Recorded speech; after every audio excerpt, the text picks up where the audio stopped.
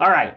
So yeah, we're looking at, say it's October 2nd today. We're gonna be covering the final bit of this first practicum, which is the movement prep slash activation section slash today we're gonna finish it up with skill development. So if you sort of track, I know I've been reviewing this every day we start class. But if you sort of like take a look at a blank OPT and you track where we've been going through this class so far, it looks like this. We have started with, I mean, I guess I never did teach you guys how to fill at the top. You put your name, you put your client's name, you put their goal, the days and the date. But so far, we've worked our way through this section here. We've done warm up, where we'll color coordinate this as if we were in class in person right now.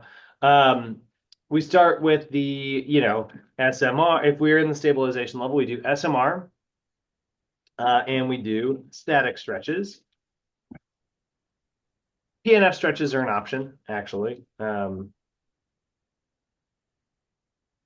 we'll put PNF up there just because you guys have been through corrective. Normally I don't do that, but so we can do, there's our blue, right? SMR slash static stretches. If we were in the strength level, we'll put that as purple. We would do SMR plus active isolated stretches, sort of our different tool bag there.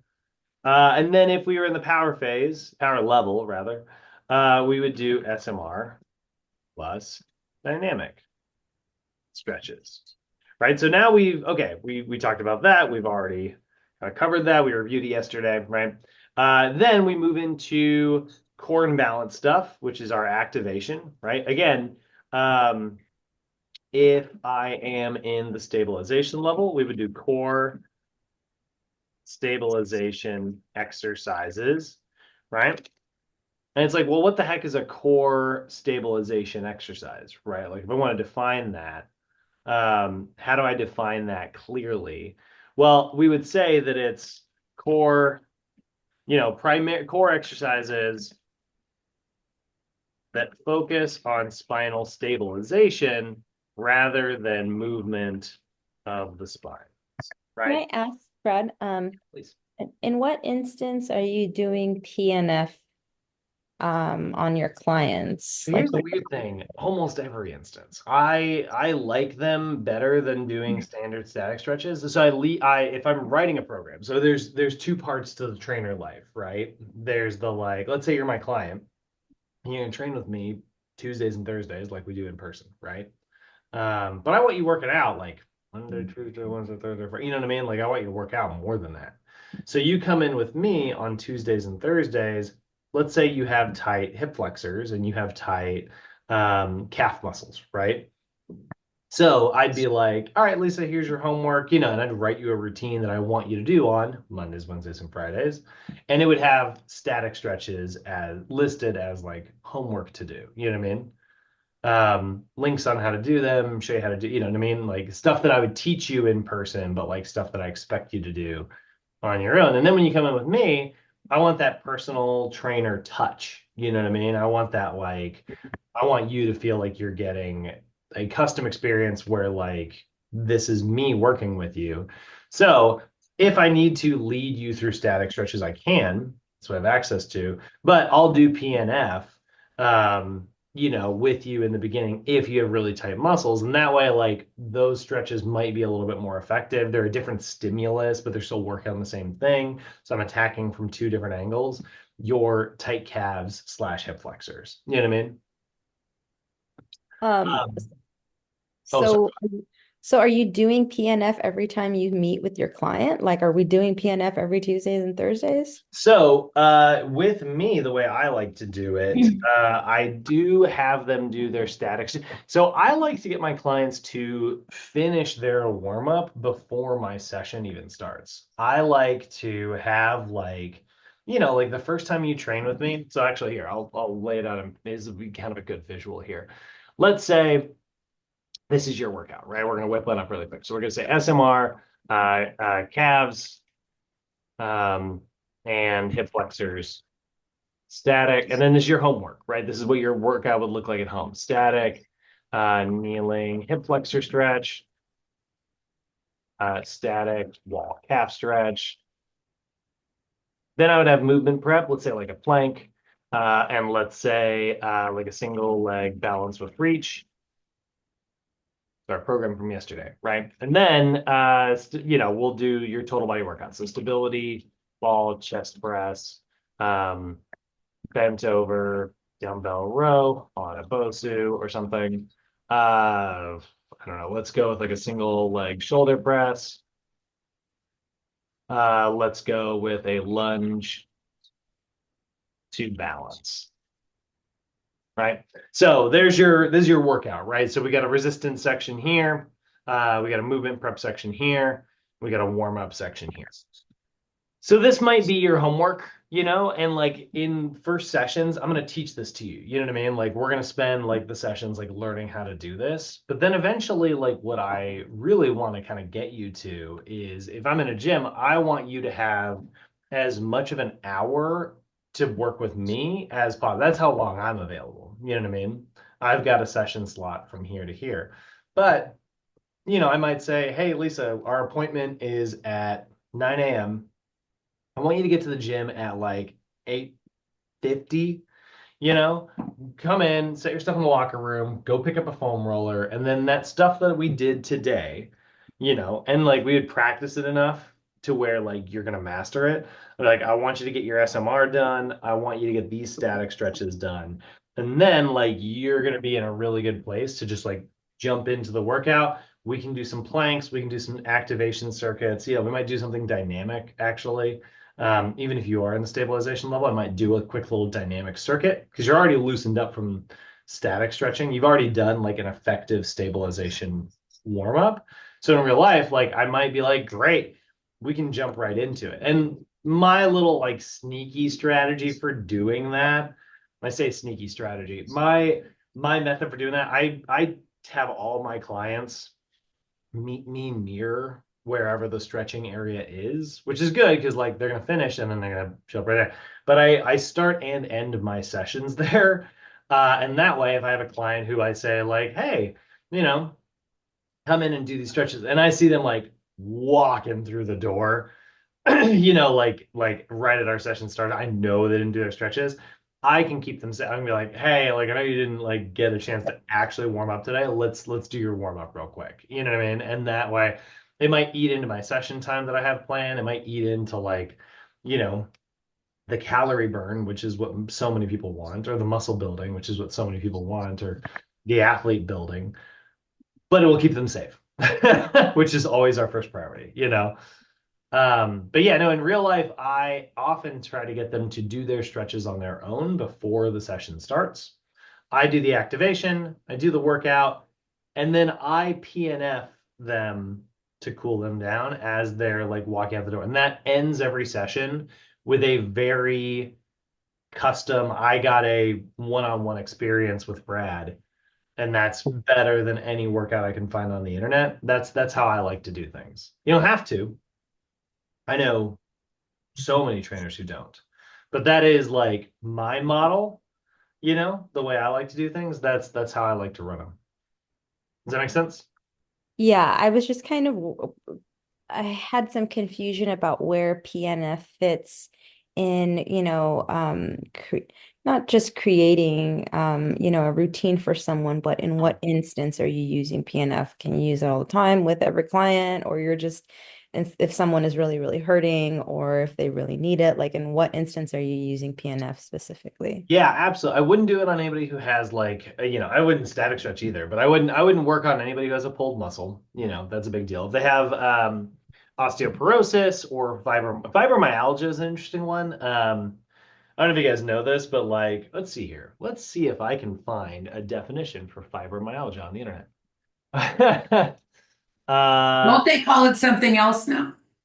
kind of, yeah. I mean, like it now they're trying to spread it out so that they each get their own, but it's still out. I mean, as a definition, you can see it's still around.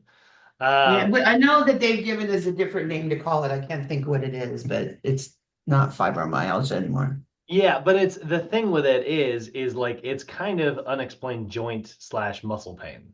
is like if a doctor kind of can't figure out what's wrong with you, and you have like joint pain, you have muscle pain, and they're like, yeah, I mean, it's obviously bugging you. They're like fibromyalgia, like it's kind of like a thing that they don't really. It's not really like a something you catch. You know what I mean? Like osteoporosis has the definition. Like if your bone density is this percentage, you know what I mean? Categorically osteoporosis. If your blood sugar is like this number, diabetes. You know what I mean? Like fibromyalgia is like super hard to define. But if I have a client who has like unexplained pain, doing manual stretches with them could put them at risk. It could cause me to hyperextend their joints, you know, in a way that like is when I say hyperextend, I don't mean like, but like I could lock out their joint for a second, which for some reason could set up if they have rheumatoid arthritis, that's another one. That's a population I don't do, neuromuscular stretching with. I don't do PNF with. Um, so there's definitely like people to not do it with. But I like to anytime you see a static stretch, you can in your head see that as a swapped out word for static. They're both under the corrective flexibility banner, Static stretches and PNF stretches are basically both used for the same purposes and same populations, so they are totally interchangeable. I don't do PNF 100% of the time with people.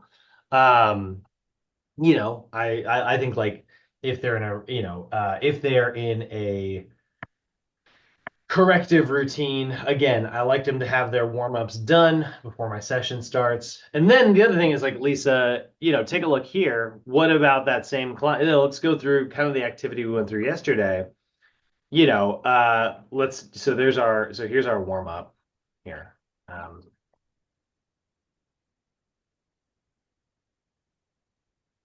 So let's take these out of bold here and that'll give us. So there's our warm up, right? And then, cool down,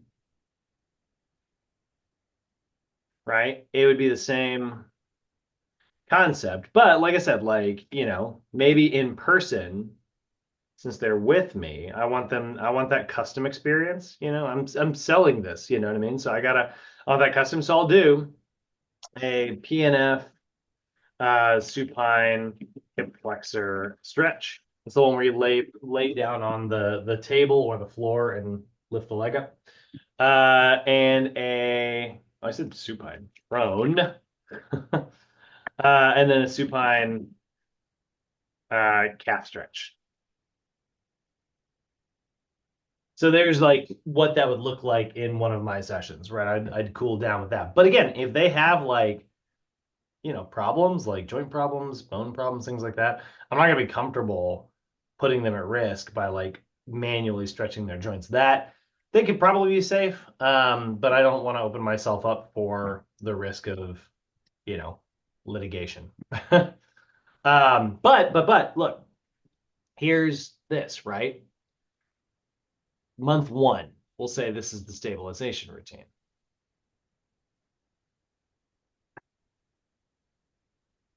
Right? So what about like a month later? How do I incorporate PNF? Remember what we said yesterday? So we wouldn't do static versions. We'd still, it's gonna look unclear. There we go. Now I got a border. So let's say month 2, my client moves into strength, right? So now they have a new routine. They qualify for all the strength level stuff. So still SMR calves, still has and hip flexors. But now, again, active kneeling hip flexor stretch, active, we'll say heel drop. So I like that one better. Active heel drop calf stretch, right? No longer planks. It would be stability ball crunches. No longer single leg balance with reach. Maybe it's a single leg squat. It's not a ball chest press anymore. We'll say just a chest press. It's not a dumbbell bent over row on the Bosu. It's just a bent over row. It's not a single leg shoulder press. It's just a shoulder press, and it's just a lunge. So now they have strength variations of these things, right? We're moving into more weight in stable environments. But my cool down, like I said yesterday, you're always going to do static stretches on your cool down. Or you could swap that out and say you could always do PNF stretches for your cool down in person. Is that clear? Did that? Why would you put stability, ball crunches, and strength? Oh, yes, because it's my favorite example that I always use in class because it is confusing. Well, why wouldn't I? You tell me why you think it's confused first, why it's confusing first, and then I will reveal. I mean, I would say for the most obvious reason being that if you're gonna do something unstable and you're working on strength instead of stability, that it would belong in stability and not strength. Totally. That's got a freaking stability ball in it, right? Yeah. But let's go back to yesterday. What did I say was the defining characteristic of balanced stuff? And what's that weird? Remember how I talked about like think about like power stuff, right? Power stuff is like always medicine ball throwy stuff. You know what I mean? Not always, but like so many throwing, explosive power stuff. So you need medicine balls, so you have something to huck. You know what I mean? I don't Mhm. huck a dumbbell around. So like so you're like, but remember I also said I'm standing, you guys can't see it, but I'm standing on one leg here, right? The medicine ball chest pass I'm on one leg, and I'm not moving my one leg, which is this leg. This leg's planted, right? The single leg medicine ball chest pass is a stabilization level balance exercise. And you're like, whoa, whoa, whoa, whoa, whoa. That's very weird, right? But again, what do we pay attention to in balance exercises? The balance leg. Balance leg, exactly, right? Balance leg isn't moving. It's a stabilization level balance exercise. Mhm. So our definition from today's Wednesday, Monday, right? So our definition from Monday of core stabilization stuff is what? Stabilization, right? So little to no movement of the spine. Totally. What's our definition of strength core stuff? Movement of the spine through a full range of motion. So do you move through a full range of motion when you do a Stability, ball crunch? crunch, or a crunch, I should say. Just, Yeah. yeah. So whether it's unstable or not actually doesn't matter in movement prep. It super matters down here in resistance, right? We wouldn't pick unstable stuff there. The only thing I care about when it comes to core stuff is whether the spine's moving. That is why I almost use whenever we're in strength, I almost always use stability. Not almost always. That's not true. I've gotten away from making it like my one exercise I pick, but I always pick that. I pick that example a lot on purpose because that is very confusing. See the word Okay. stability ball, you instantly Yeah. conjure up images of stabilization. But what you should be conjuring images of in your head is what is the spine doing? It's what are you doing in that level in that particular portion of the workout? Exactly. Okay. Yeah, because yesterday I'm like, oh, okay, it's whatever that part, like the balance leg, do the movement, and now it just threw me because I'm like, okay, so here's Mhm. one more determining factor or variable to narrow it down, right? So it's Exactly. one more thing to consider, and like you said, it's not a trick question, it's just about being specific and nuanced. Yeah, it's the table. You want to picture the table in your head, you know? It's the Yeah, reason why I'm sure it feels very repetitive when I'm doing all this like category stuff because I've said a lot of this before, yeah. but it's why we repeat it so much is because like it is so freaking easy to get turned around. I mean, look at it. Like yesterday, I got turned around.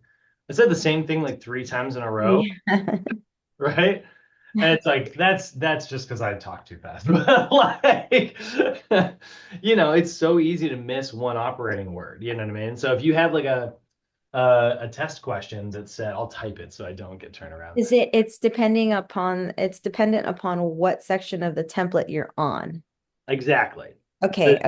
That And you makes gotta sense you now. gotta Yeah. you gotta think of the template and you gotta think of the level. It's the OPT template is the workout. That's Yeah. what's determining warm up, movement, prep activation, right?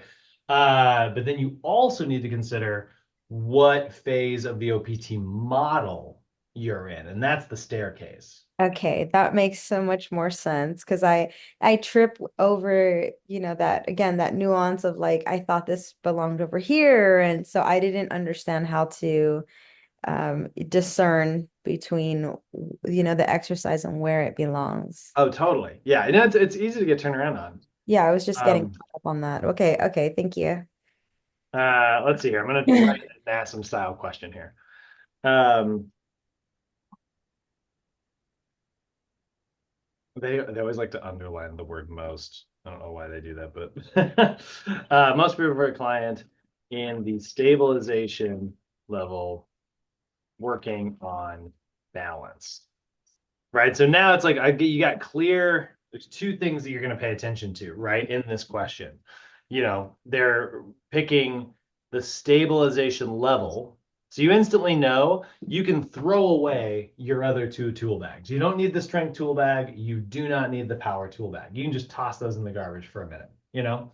And then you need to consider your template, warm up, activation, skill development is what we're doing today, resistance, right? This one's asking about balance. So instantly you're going to go, got it. I'm picturing that part of things. So now what you're paying attention to is the balanced leg moving, single leg squat. So in single leg already could be the right answer, but then squat means we're moving our joints. So we know it's not that one. Let's say single leg lift and chop, right? We'll go C. Shoot, I need more space to put D down here. We're gonna say D is all the above. Box jump up to stabilization. Which that would be a single leg box jump to stabilization. So there we go. We got three different variations here. Now, again, your definition in your head should be, does it involve limited movement of the balanced leg? Limited movement of the balanced leg, right? Limited movement of the core, limited movement of the balanced leg. Today, we're going to see limited movement upon landing. The single leg lift and chop, I'm standing on one leg right here, guys. I got a medicine ball in hand. Look at how much movement I'm doing, right? I can move. What I can't do is move the balanced leg in stabilization. I start moving my balance leg, this, strength. I start moving my balance leg like this, power. Trisha, you just got a review of everything we talked about yesterday. Wow, okay. Yeah, that makes much more sense. I think it's just seeing you go through all of it, I mean, we talk about it, but sometimes it's hard for me when I don't see the example. Yeah, well, think about yesterday, right? That's why when Yeah. we were down the gym, right? We Uh-huh. planked, Yeah. we crunched, and then we did like mountain climbers, like Yeah. fast driving of the knee, you know? Hmm. No movement, movement, fast movement. Explosive movement. Okay. Got it. Thank you. That helps me so much. Yeah, of course.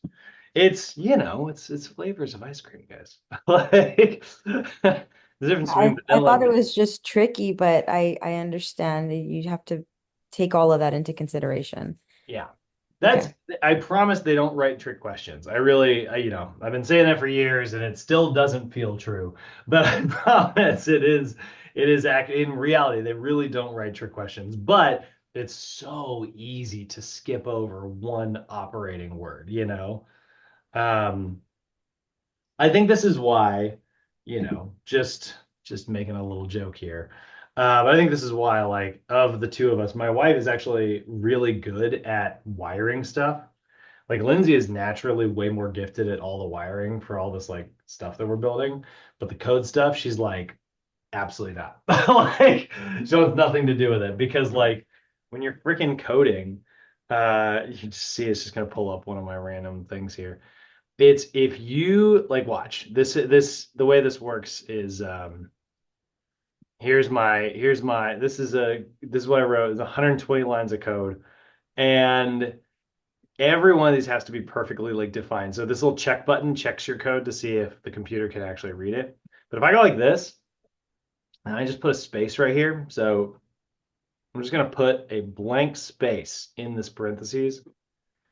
And, oh, actually, I guess in that case, it doesn't matter. That's hilarious. Never mind. Let's say I make this a capital I instead of a lowercase I. And instantly you can see the red there breaks the whole thing. You know, like one capitalized letter, you know? And it's like NASM is totally the same way. Like NASM is totally doing exactly the same thing. Like if you miss that operator that says like a stabilization level, or you miss that in this context, they're talking about, resistance instead of talking about like, activation. It's like if you miss those operating terms, it just murders you. So let's keep reviewing here. And I'm going to fill in the coaching tips here, and we'll be in a really good spot. So we're still in review mode. We'll leave ourselves a blank space here. Now, if I'm in the strength level, we'll change this to purple text, purple font, and I'm going to do core strength exercises, right? So by definition, we're going to say that is, before we said it was core exercises that focus on spinal stabilization rather than movement of the spine. So now I'm going to focus on core exercises that focus on a full concentric, eccentric range of movement of the spine, right? I still want spinal stability. You know what I mean? Like, guys, don't think that just because you're in the strength level, you just get to have like a floppy core and just kind of crunch, kind of like this. Don't do that. You still want like that stability, but now I'm focused on my athletic ability to move my spine. Give that space. And then, 30 days after that, it's like, well, now that I know how to move my spine, let's do it faster. The core power exercises. What does that mean? Core exercises that focus on a full concentric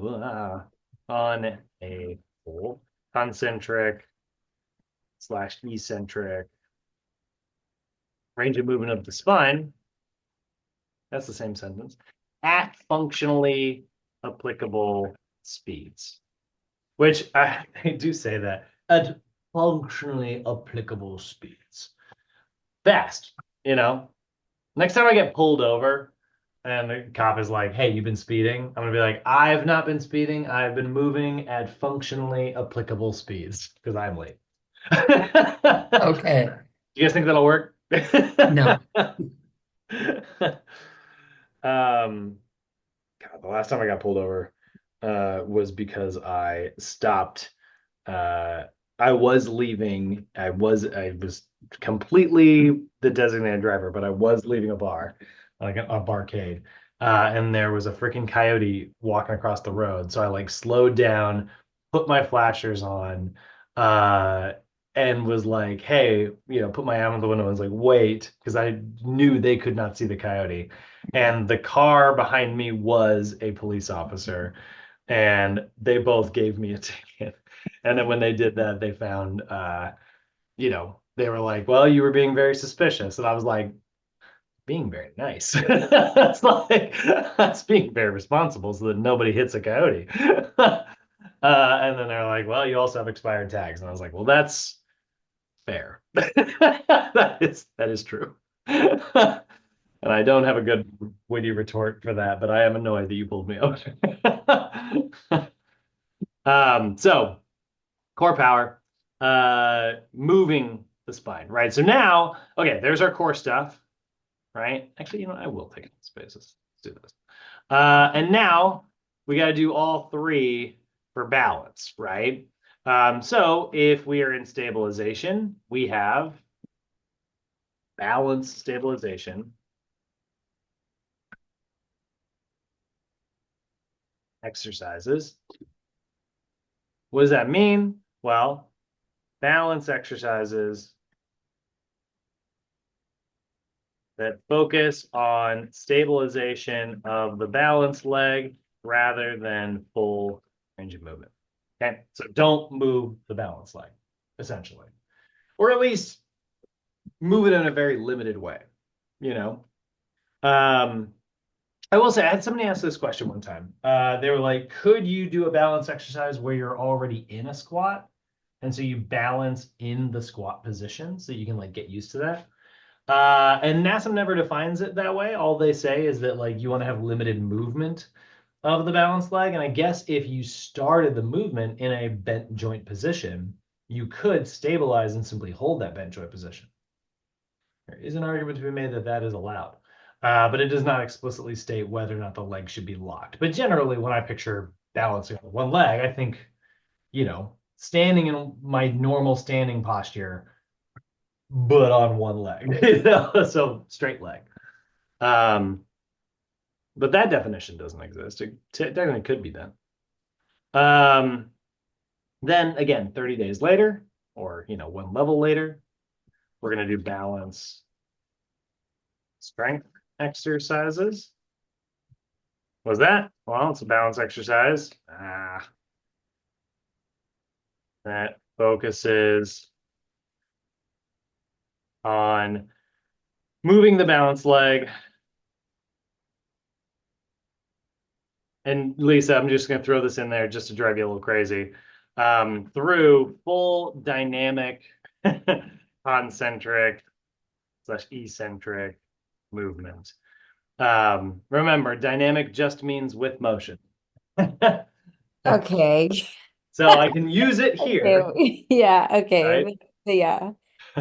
I need this example though, because that's where my mind goes to. And again, I just need to discern that those little differences to understand it and not miscategorize it. Absolutely. No, it's easy. And that's the thing, like they only picked so many words in the English language.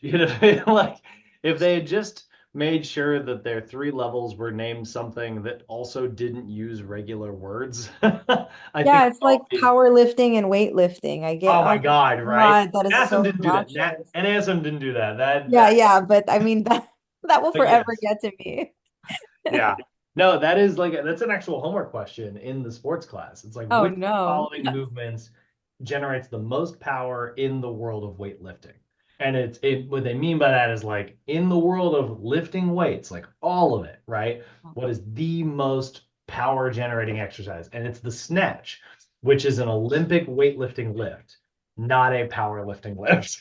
Yeah, so I just have to flip it. That's the only way I'll ever remember it. It'll be like the one that sounds like it is not what it is. It's not the Oh one. my God. Yeah, that one in particular drives me crazy. That's luckily that's not an ASM problem. I don't blame them for that one. And then we got about hey. Purple, please. Then we got oh that is purple. Then we got balance power. Um which is exercises.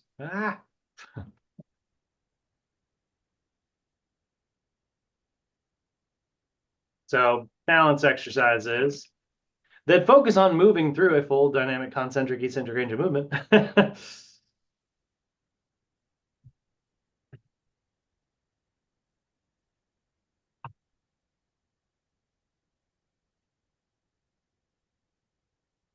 At functionally applicable speeds. Now, I will say, I actually really like the textbook definition is a little bit different than that. What I like better, but it doesn't have the pattern. Like this has a pattern, right? Don't move the spine, move the spine, move the spine fast. Don't move the balance leg, move the balance leg, move the balance leg fast. You know what I mean? Like, see, the pattern's a great way to learn. There is a really good definition in your book, though, that defines this pretty well. But it's a balance exercise requiring rapid eccentric deceleration of the balance leg. So that actually is basically telling you it's like when you get into your landing, like you have to come into a landing and then balance rapidly. So eccentric means lengthening. So landing is where I lengthen the muscles because I'm accepting weight. You know what I mean? And then I'm like stabilizing, I'm holding. So rapid eccentric descent, I actually do like that definition weirdly better, but it did break the pattern thing that NASM used to do. They used to have like a very clear pattern, like don't move the spine, move the spine, move the spine, like, and now they kind of move that one around a little bit, which when you read that sentence actually is very clear.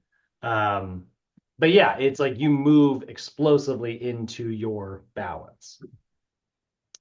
Um, So is it always going to be jumping of some sort? Yeah, I can't think of a single example that isn't. It doesn't. I mean, I guess you could. It could be stepping and then stepping into a fall. Okay.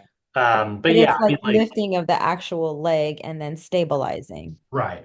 So it Okay. doesn't have to be a jump on the left leg, land on the left leg. It could be a Oh. jump from the right leg. Hmm. And the only thing that's defined that is like clear and like black and white defined, you have to land on a leg and then balance on that leg.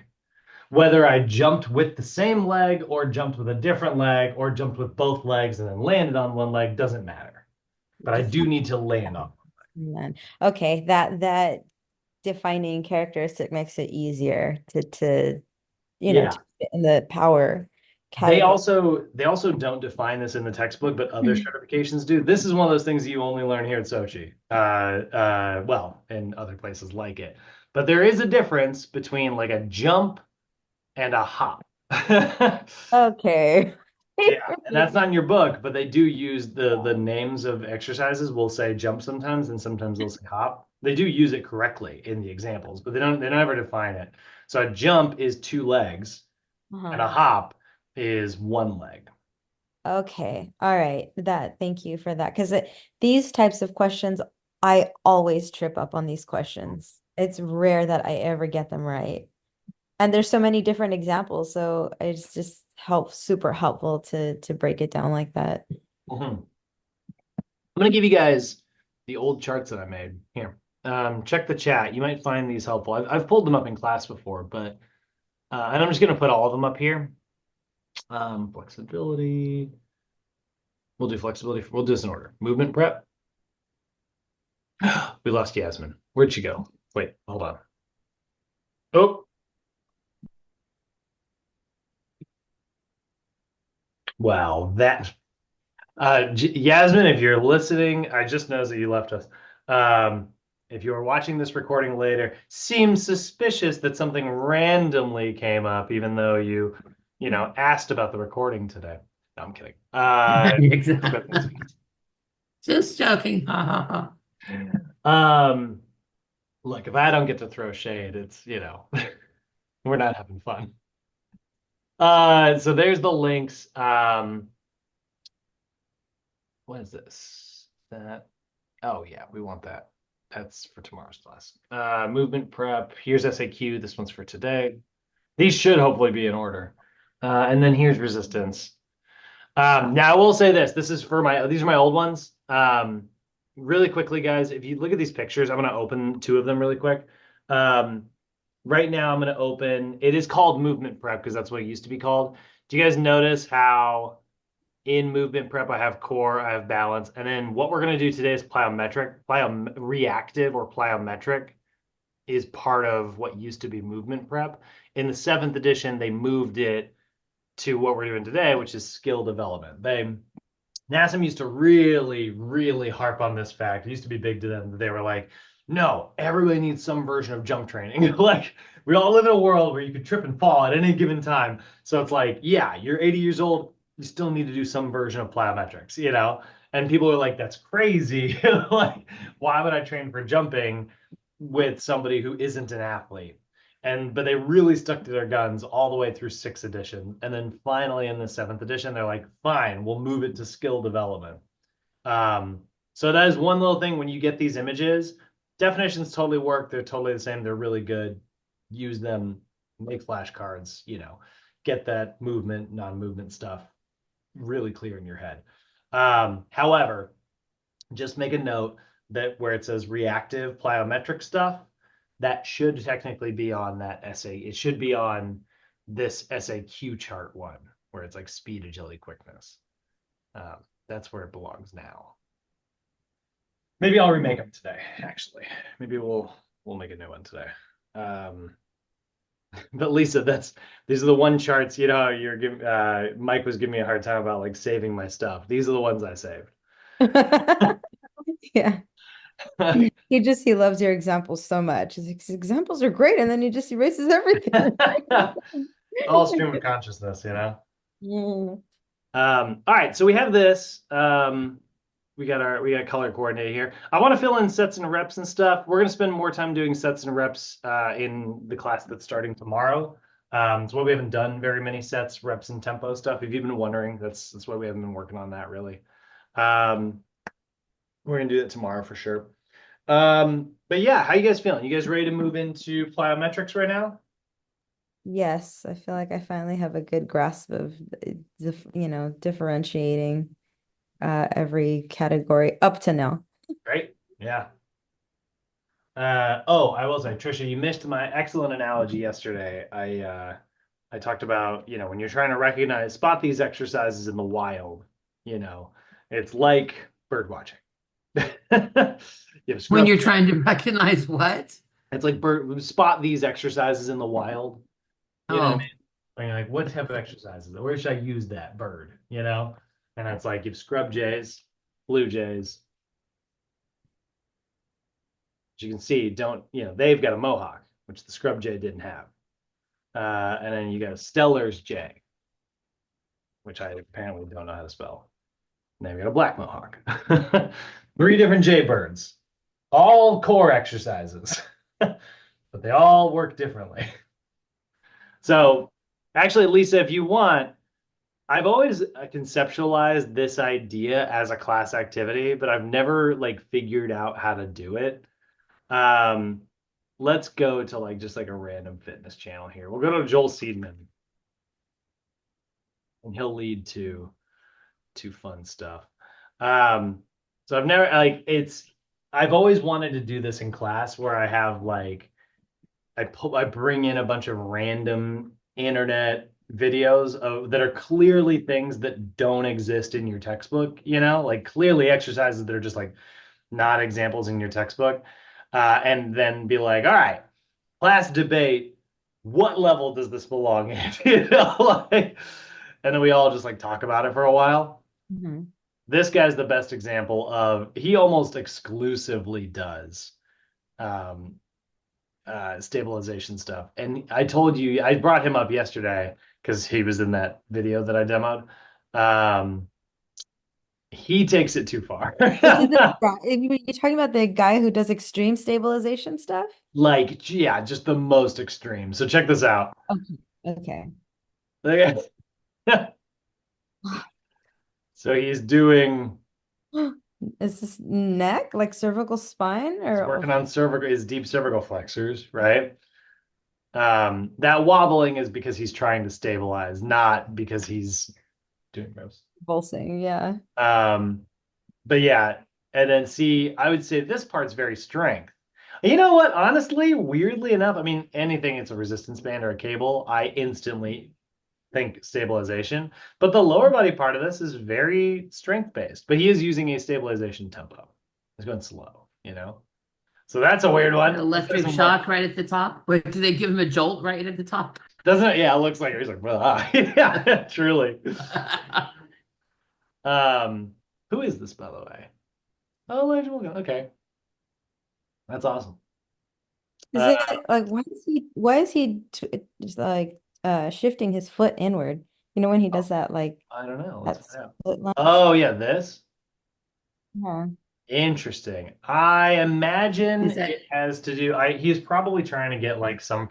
So this guy Joel Seedman, the reason he is sort of a controversial figure actually isn't so much a lot of this like weird stability stuff. A lot of this weird stability stuff makes great warm-ups, and a lot of powerlifters do warm-ups like this. They don't do big heavy weight like this.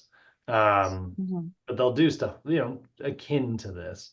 What he's really controversial for is that you can see it in his picture here. He is all about this. Well, see in his picture here, he's got 2 right angles here. Mhm. So he firmly believes that this is the deepest range of movement you need, categorically. and calls them 90 degree. And then he is also a really big fan of a very slow eccentric and an Mhm. isometric lift on like every lift all the time.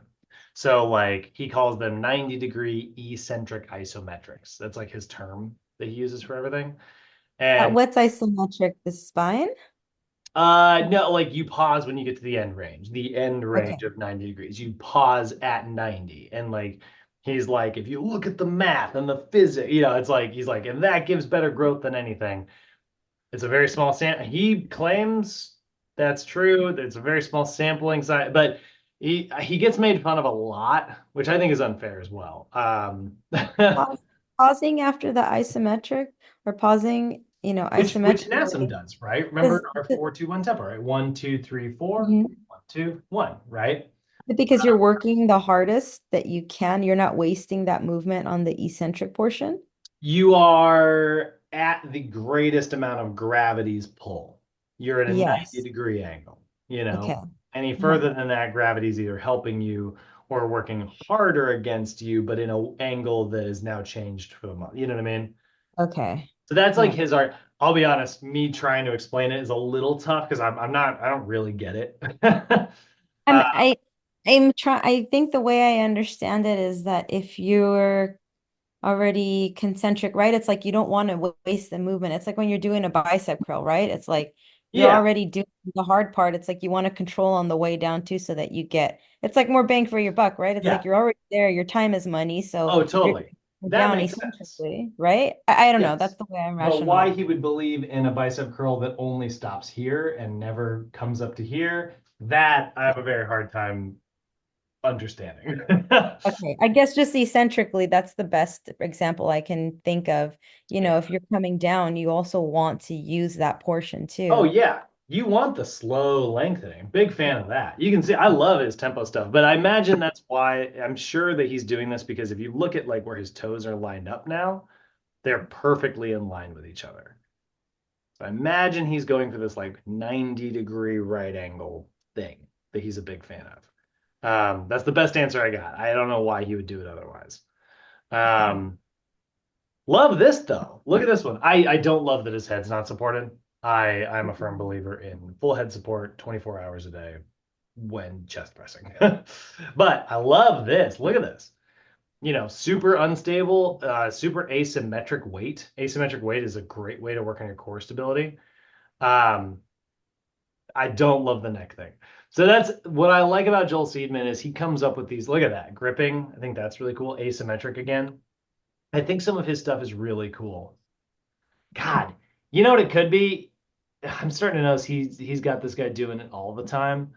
Yeah. Might actually say he's probably this guy he might be a knee cave outer, which I said is pretty uncommon, but you'll catch it in athletes. If you're gonna find a knee cave outer, you're gonna see it in athletes.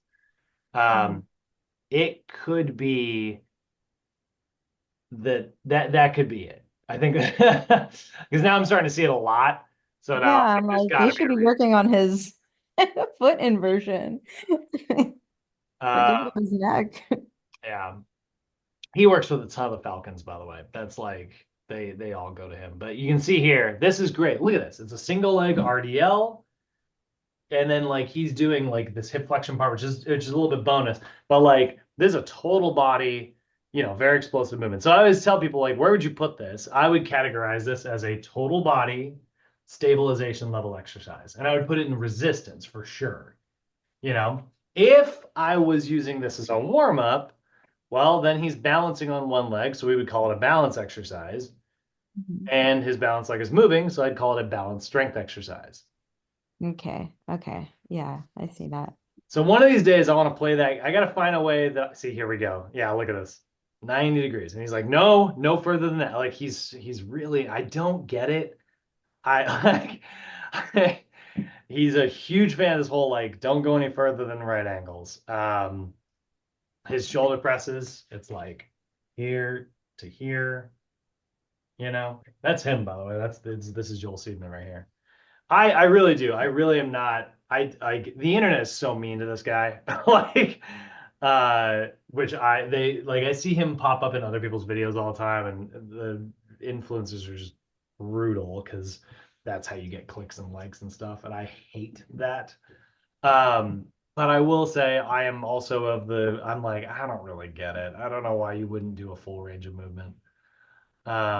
He's got some research. I tried to read some of it because it's up online. He's got a whole, you can find his let's see, we get out of here. You can find his, is it this one? No, that's not it. That's a video. I don't want a video. I want the article. Oh, there it is. Yeah, you can find his PubMed articles.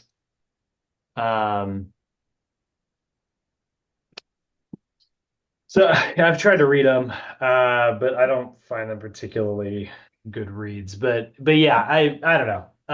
But for stabilization stuff, the way he comes up with like loading things, like the upside down kettlebell thing, the resistance band thing, he's so creative, and he deserves a ton of credit for creating some really, really, really, truly great stabilization level style exercises. Okay, that's enough of that. No more YouTube culture. Let's get out of here. I hate it here. Let's move into we got two easy chapters here. Plyometric and essay. Open. I gotta put this in the right spot. Plyometric training concepts. So chapter 18 here.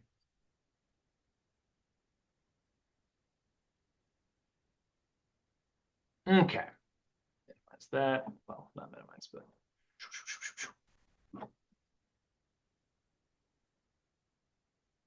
this is such a great, thanks for asking the questions today, guys, because seriously, this is such a great example of like what these practicum classes are supposed to be. Like they're supposed to be a little off book. They're supposed to be a little, they're more entertaining than our traditional lessons.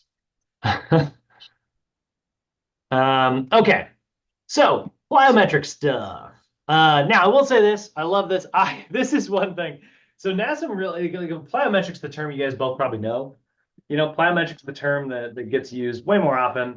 Plyo means explosive, I think, in Latin. Hold on, I gotta look it up. Plyo prefix meaning. Oh, actually it means to increase. Interesting. Oh my God, and it's Greek, not Latin. Okay, so yeah, increase speed. Metric is to measure. So okay, that makes sense. So yeah, plyometric means to increase the explosiveness or the speed of something, right?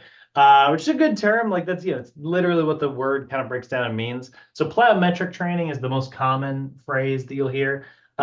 Personally, I like the term reactive better because I like chemistry. We talk about like a reactive chemical. Like let's see here. We'll do like reactive, sodium, for instance, right? There we go. Here's a pound of sodium dropped in water. I've showed this in class before, but here's sodium is real reactive with water. So you drop pure sodium, no, not sodium chloride, not table salt, but just sodium, the metal, and huge explosions. It's a very reactive metal. You can tell it's reactive just by looking at it.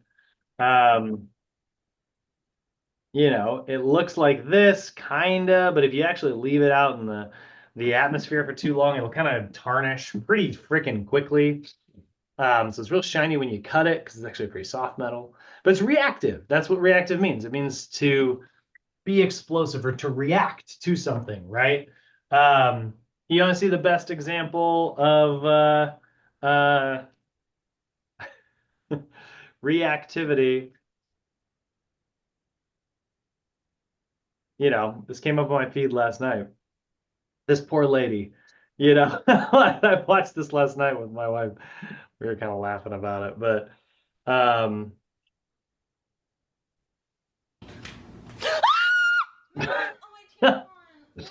he just keeps scaring his wife over it. It's just awful.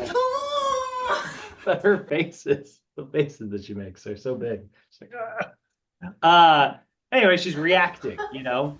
So I personally actually really like that term, especially because reactive, you think about like running, you know, reactive is a really good example of like what's happening when you're running. If you've ever been on a run, like trail run or something, and, you know, you didn't see it, a little small pebble that's just way more jagged than the rest of the road. And it's like you step on it, you pull that leg up quickly, you know, and efficiently, hopefully. And then in pulling that leg up, what's going to happen? You're just going to follow no, you're going to get your other leg down. You're going to more rapidly, you know, turn it over so that it gets into its landing phase. So you can make up for the, you know, as you pull your leg up earlier than, you know, it would be your normal like strides rhythm. Right.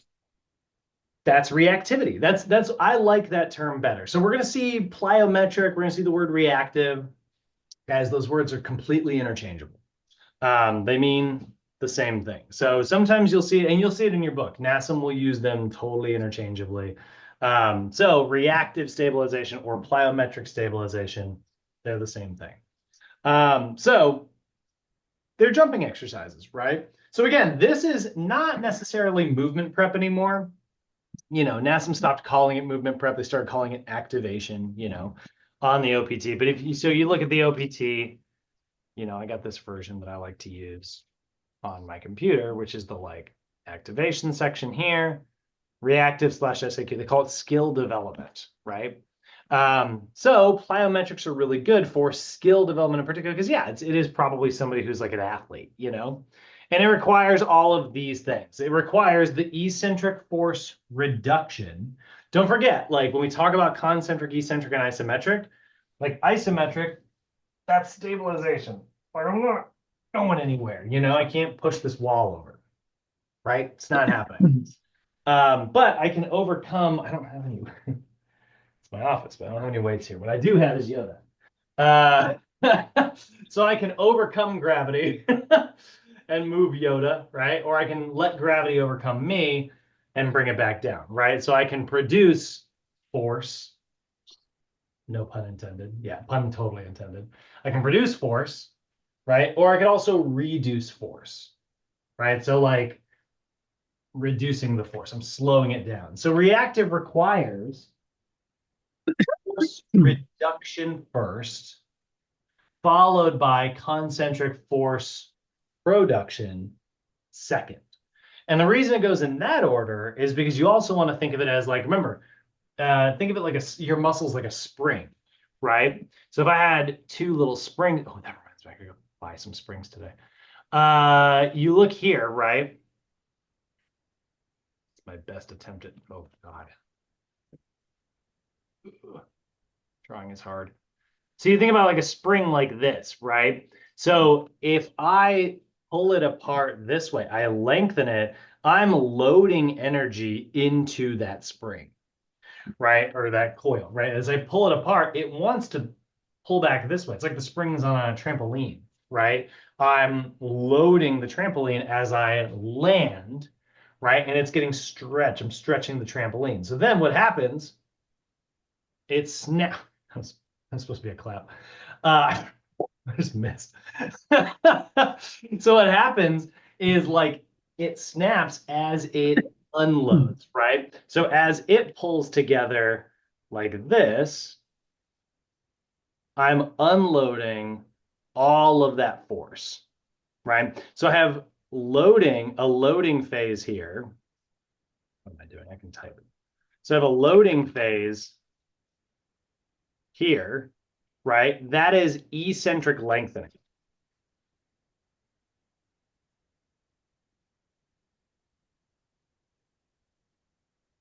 And then I have unloading here, which is concentric shortening.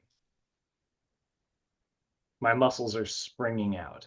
So, I mean, that sounds like everybody could use that, right? And then in the middle, I do need core and neuromuscular. I need stabilization. I need isometric stabilization in between these things, you know, to make sure that my joint doesn't explode, you know, due to the rapid loading.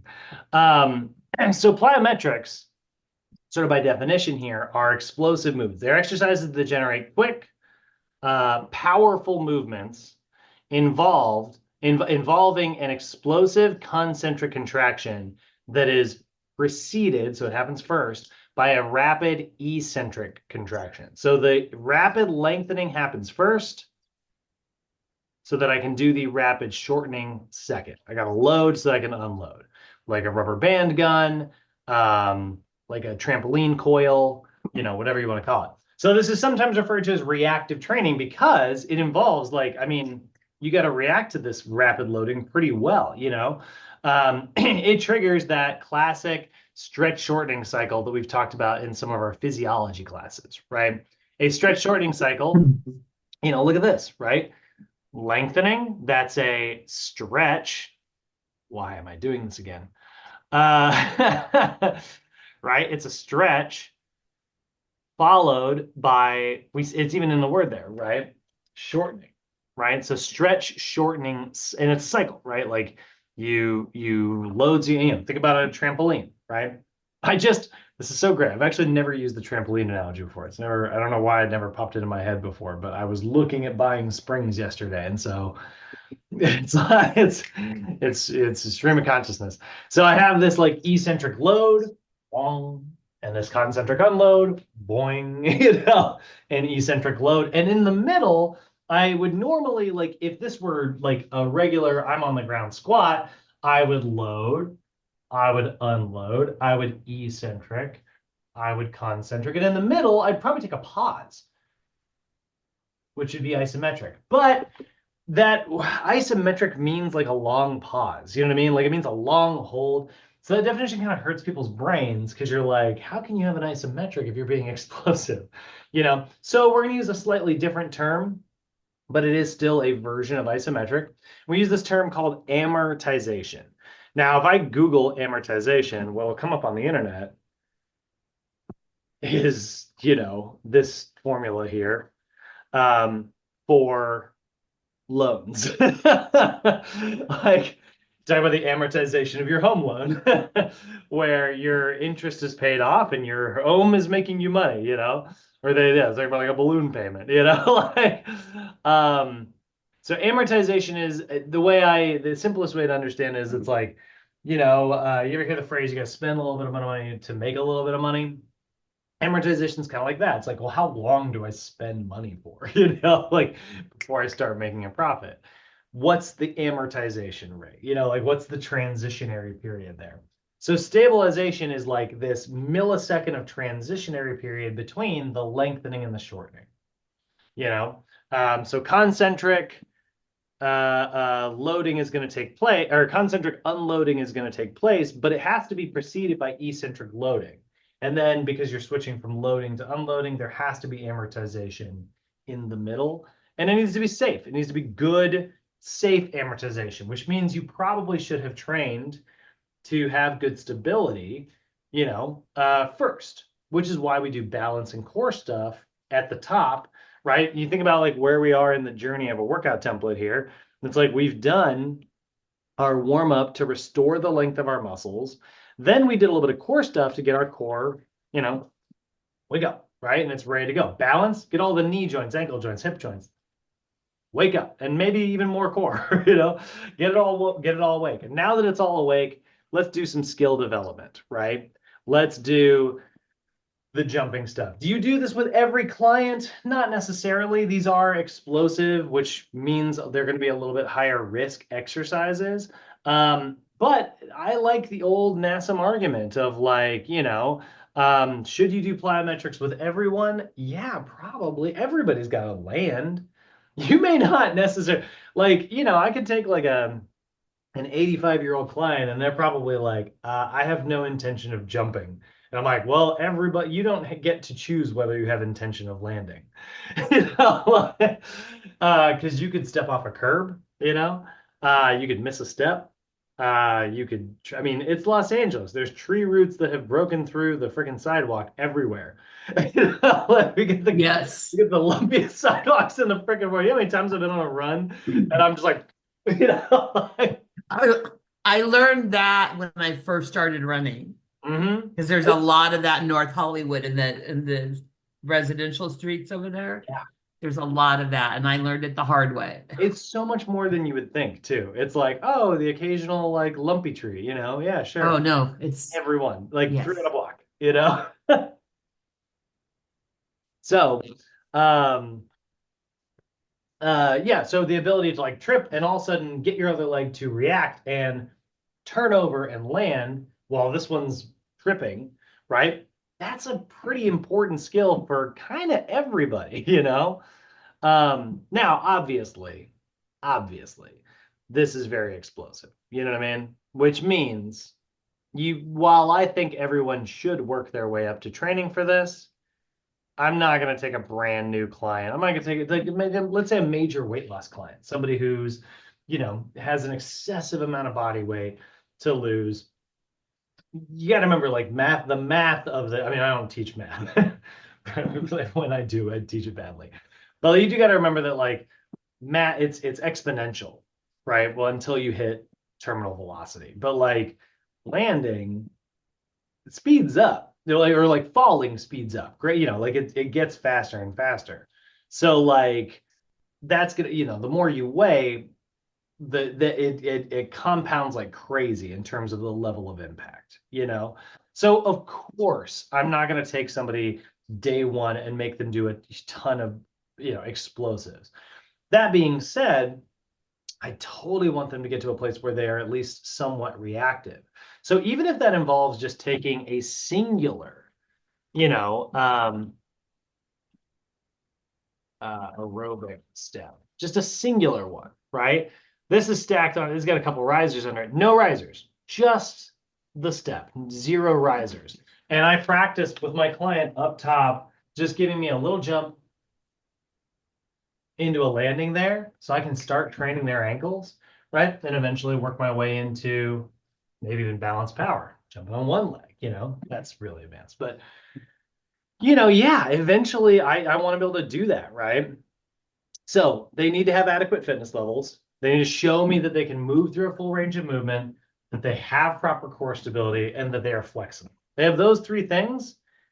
It's safe. So again, like I've had a little drama in my job. I've definitely had people come up to me and be like, "Are you doing plyometrics with that senior client?" Which I'm always very good at being overly polite about. Listen, I'm not to my own horn, but I'm like, I'm a professional. They've worked their way up to this. Trust me, I'm keeping them safe.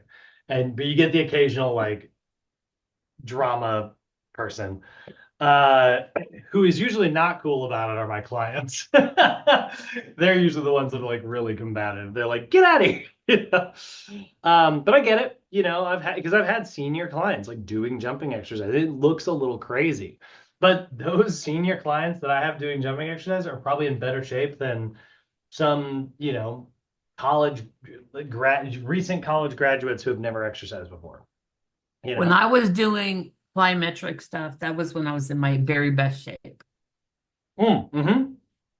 Yeah, and they are great recruiters of type 2 muscle too, so there is a lot going on there. But yeah, it should be supportive. You should make sure you have supportive shoes. I will say, when I say supportive shoes, I mean good shoes. I actually kind of like unsupportive shoes in a lot of ways. You guys know me, I'm a big minimalist guy. But that's not for everyone. I certainly don't say that as a rule. It should be a proper training surface. So grass or a group exercise studio. Group exercise studios are not just hardwood floors. They have like padding under them for these purposes explicitly. So that's a big deal. And then we want to make sure we're paying attention to the intensity of our lifting. So how much weight there is. That could be the body weight, height, it could be a lot of things like how much the person weighs, but also sure, you want to add like a weight vest, make it more intense, you can do that. Or how high they're jumping. That is also intensity, right? So we do want to pay attention to that. Again, it's exponential. So the more height, the more impact there's going to be on the landing. We also want to pay attention to the volume. So how often we are doing this, the sets and reps. And we want to pay attention to our frequency and recovery. Plyometrics, they can put you in the best shape of your life, like you said. But they're also like pretty intense. So you got to be, you got to make sure you're doing this very intentionally. So always train on the correct surface. Group exercise studio, A tartan track is a good place. Grass is good. Grass is good if it's not lumpy. Also an LA problem. We have pretty hard grass here. Then we can always consider other training variables, like we can put somebody through the sagittal plane first, which makes sense because that's where most people are used to moving through, but then eventually frontal and transverse jumping. You know, easy to hard, low amplitude to high amplitude, just means height. So jumping that, adding a box here or there, or making it higher, making it lower, making them jump higher. Simple to complex, known to unknown. Body weight to eventually loaded if you want to load your jumps. I actually very, very rarely load my explosive movements. And then activity specific is at the end. That's the most advanced. That is where, because a lot of sports are very advanced. So, again, it doesn't make any sense to do that with a beginner if they're not training for that sport in particular. And then you should always allow for at least 24 hours of recovery between plyometric sessions. Doesn't make a lot of sense to do a massive plyometric workout if there's not at least 24 hours in between, So hopefully we're starting to see, we kind of go back to this example over here. If this is kind of my main workout, I've got space in between where I've done my planks and I've done my balance stuff.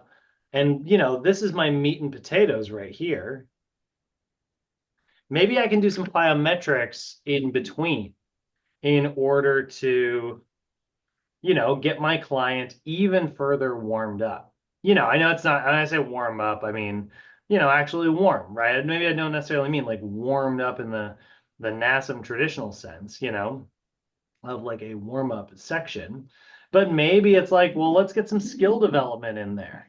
Now I could separate it the way it is here on the template, right? You guys know, there's actually a section, a little blank here, and there's its own thing. There's no reason I couldn't totally just make this all one big thing, right? So maybe I do a box hop up. So I'm jumping onto the box with stabilization. So now they jump up and they hold that landing. Or if I'm really focused on landing, I could do a box hop down. Or I do a jump down, or I do two legs. So a jump down with stabilization. Well, now it's too big, so we're gonna go back to that. So there we go, right? That's pretty good. Maybe I can throw that into my routine, and I can do it as a little circuit here, right? So my client planks, they do a little bit of balance stuff, and then they do this, and now I've got a little, stability warm up, stability warm up thing before I get into, meat and potato land. So I'll go ahead and separate this out. And there's my workout. My workout lives in its own little section there. So it's really good. It's a great way to get things turned on. It is still very much, you are still able to do this in stability land, in stabilization. You just want to make sure you're picking the unstable variant. So a squat jump with stabilization. So again, this is a squat jump, according to NASM, and this is a squat jump with stabilization.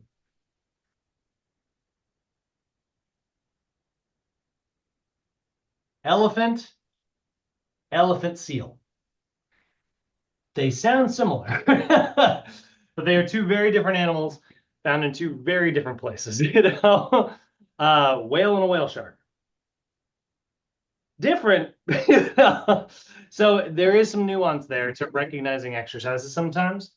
A squat jump with stabilization is a completely different exercise focused on different things. A squat jump is about learning how to jump higher.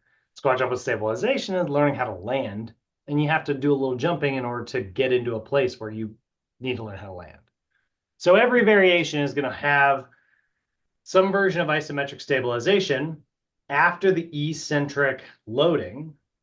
So you can eccentrically load and then stabilize for 3 to 5 seconds on average, right? So a squat jump with stabilization, a box jump with stabilization, a multi-planar jump with stabilization. So that, actually I have room here, right? A multi-planar jump with stabilization is this. Sagittal,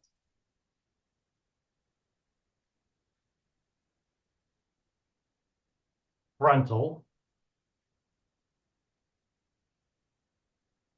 transverse, right? Multiplanar. Jump downs, all of them hold that landing for 3 to 5 seconds. Now, if I'm in strength, right, the assumption is that my client has good stability. Actually, let's go to this little template we've been working with. So we're going to choose plyometric stabilization exercises. Right? So what does that mean? Plyometrics that are focused on holding the landing and developing good landing mechanics, right? That's one way to say this. Again, I really like to give you guys like the pattern approach here so you can kind of spot them and rattle off the pattern. No movement, full movement, movement fast. So plyometrics are focused on holding the landing and developing good landing mechanics. We can say that slightly differently. We say it's plyometrics that are focused on not moving upon landing and developing good landing mechanics. Right. So a little bit of a cleaner, more accurate, starting to see we'll see our pattern here as we lay our foundation. So then we move into plyometric progression 2, where it's things like squat jumps, which we totally had squat jumps with stabilization up here. So similar, but different, right? So a squat jump would look like this: squat, jump, squat, jump, squat, jump. Or a tuck jump, where I jump and then I bring my knees into my chest. Let's see if I can get my knees on camera. I got to get them to here. Yeah, that shouldn't be too hard. So a tuck jump is this. My neighbors are like, dude. So the knees come up, right? So that's a tuck jump. There's butt kicks, which are not butt kickers, by the way. Trisha, I know where your head's at right now. You're probably thinking walk back and forth. Right. And so those are butt kickers. A butt kick, let's see if I can get this on camera. This is a little harder. Is this. Does that show up? See my heels? Your jump, yeah, that was not going to happen. So, it comes up and then the butt basically brews the moneymaker. So that's a butt kick. But you'll notice I'm going from one rep into the next one, right? And I'm jumping a little higher. I'm being, I am putting emphasis in the idea of like, jumping more, right? Power step ups, another one, right? It could be on a step. Get a little bit of a rhythm, So we consider that to be a plyometric.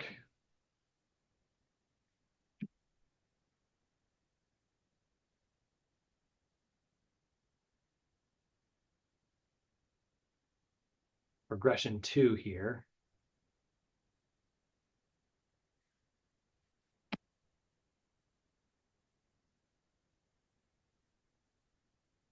That are focused on dynamic movement upon landing. So dynamic, again, means movement. So you land, get right into your next one. You'll probably get a bit of rhythm while you're doing this. No isometric hold here, basically. Eventually, you get into plyometric progression 3. Now, the difference between progression 2 and progression 3 is a little smaller than we've seen in our other variables. It was like no moving fast. Like it was kind of clear. I will say a lot of these plyometric power exercises don't look a huge amount different than plyometric strength because you're already being explosive in level 2. But these are ones that typically require you to move absolutely as fast as possible. So these are explosive, powerful movements as well in plyometric power.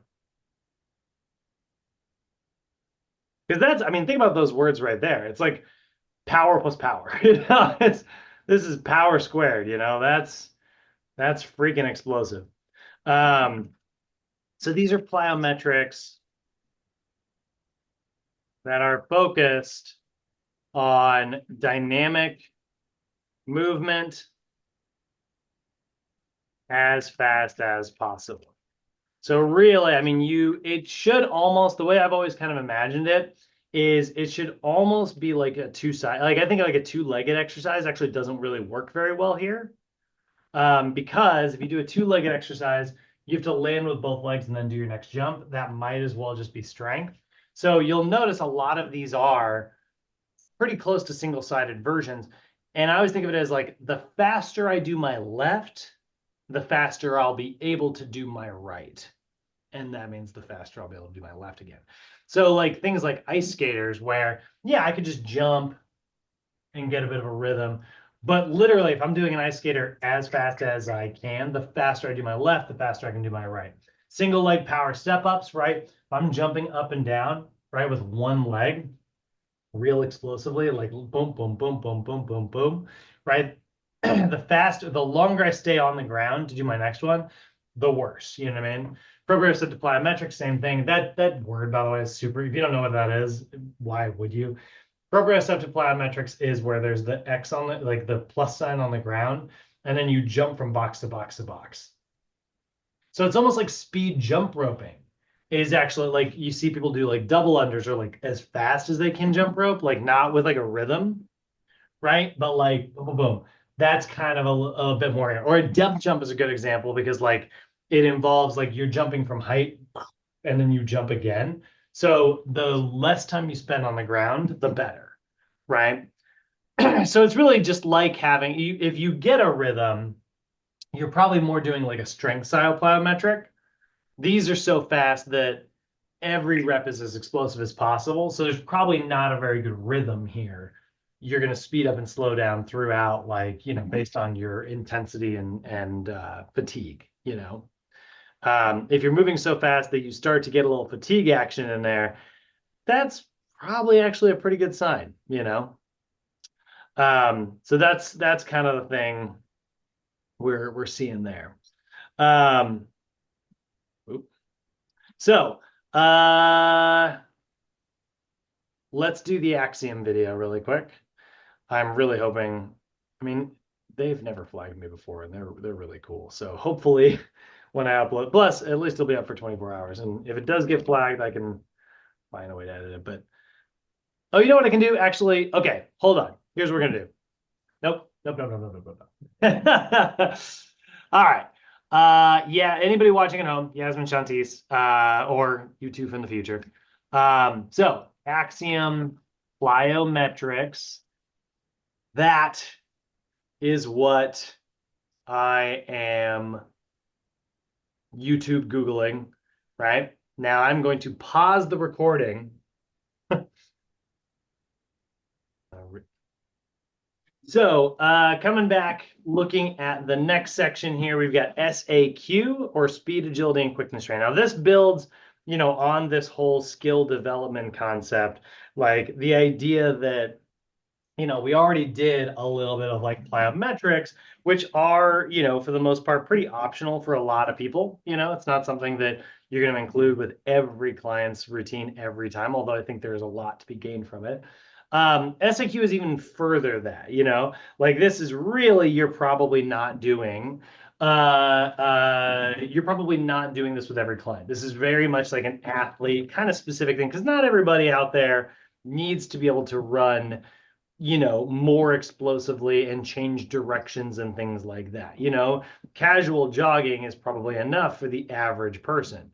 So this is where when we look at SAQ, we're getting very specific into a lot of like, how do you actually focus on getting truly like as fast as possible in a short distance run, working on that speed. Or it's like, changing direction in case you're trying to like dodge a fellow athlete or out juke someone in an exercise, right?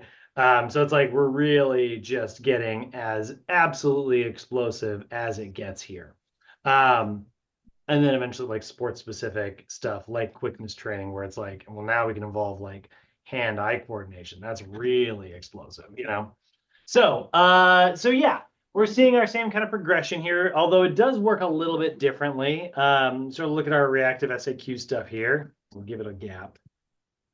And now it's gonna work a little, differently. We don't have like speed stabilization, speed, strength, speed, power, agility stabilization, agility, strength, agility, power. What we have are just speed, agility, and quickness, which are their own sort of concepts. We're going to use primarily speed for stabilization clients because that's sort of the lowest progression. It's linear, running in one direction. Agility for slightly more advanced strength level clients, and quickness for very advanced power level clients, you know? So SAQ training, by definition, we're going to say it's a sport-specific style of training. The idea is that we are focused on these three major concepts: speed, agility, and quickness. So before we get started, we got to kind of define what we mean when we say like speed. So speed is the ability to travel in one direction as fast as possible. So I would consider like a little directional change speed. You know what I mean? Like this is still very much like if you're running around maybe like a cone here and like a cone there, but this is over like, I don't know, 100 meters, you know, like let's say this distance is 100. That's pretty far, you know, to make two little turns. That's not really that intense. I would still call that speed. But generally, when we think of speed, easiest way to keep it straight in your head, one straight line. That's a perfectly straight line. As fast as possible. So there's our speed, right? Then we have like agility, and agility is like multi-directional speed. So it could be like a hard turn at a right angle, or even sharper than that, you know, zigzagging in whatever pattern you might have your client going. That's agility. Okay. So it's like, yeah, now we're actually getting into this like directional change stuff. This is harder because like making this hard turn here is pretty tough. You could, you know, it requires like speeding up and slowing down. And then once you slow down so you can make the turn, you got to speed up again, you know, like, so acceleration, deceleration, and directional change are all part of agility. Now, quickness is pretty interesting. Quickness is more about like unexpected hand-eye coordination. So quickness is going to require us to basically use hand-eye coordinate, quickness,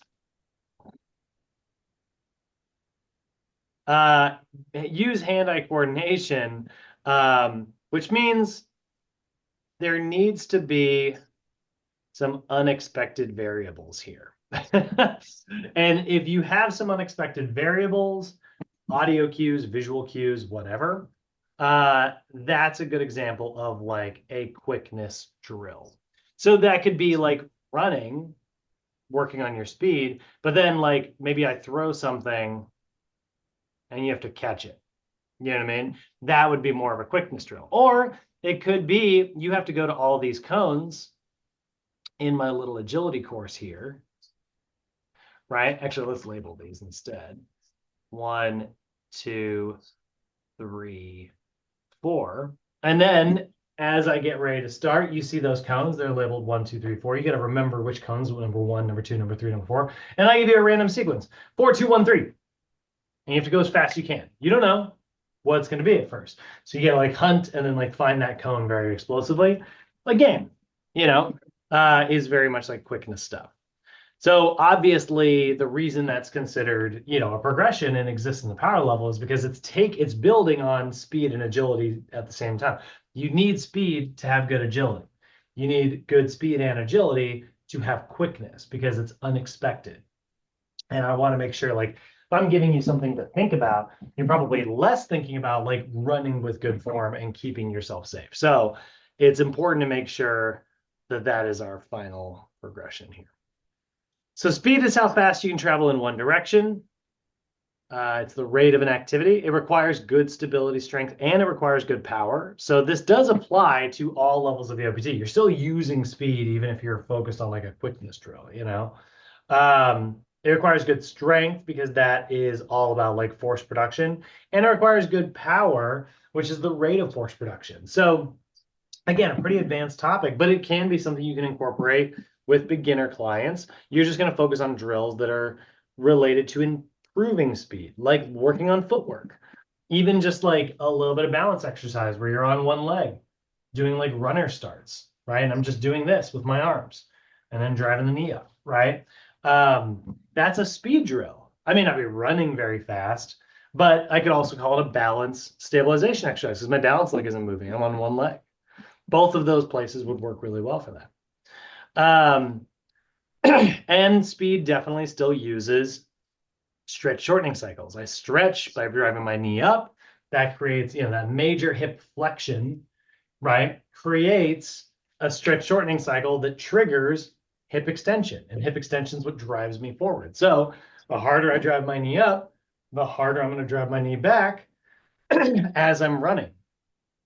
So speed is made up of two major things. Oh, so that's speed as a concept, right?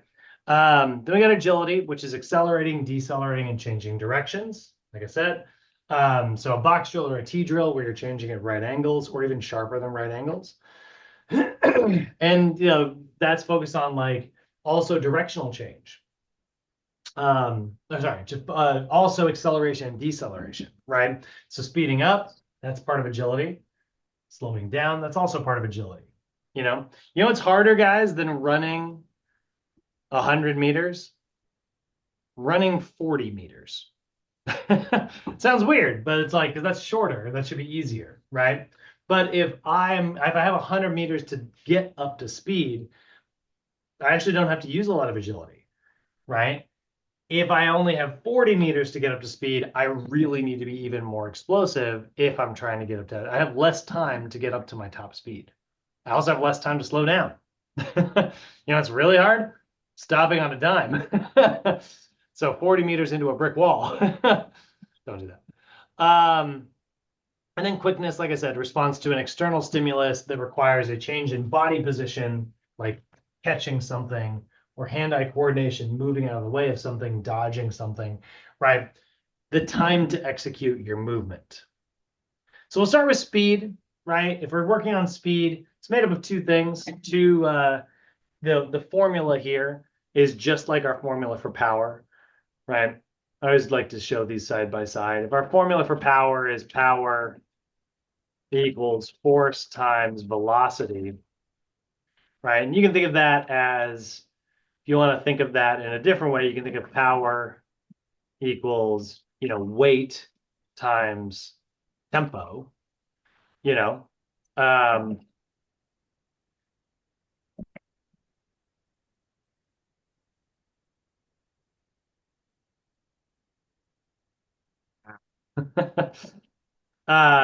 this is another way to kind of see these formulas, right? I really should go. It's really, these are both saying the same thing. Well, very similar to that, we have speed equals your stride rate. Oh, sorry, your stride length times your stride rate. So if you think of like how much distance you're covering per step, that's kind of like, the more weight the more emphasis you put into it, the further you're going to propel yourself into a larger step. So stride length is very similar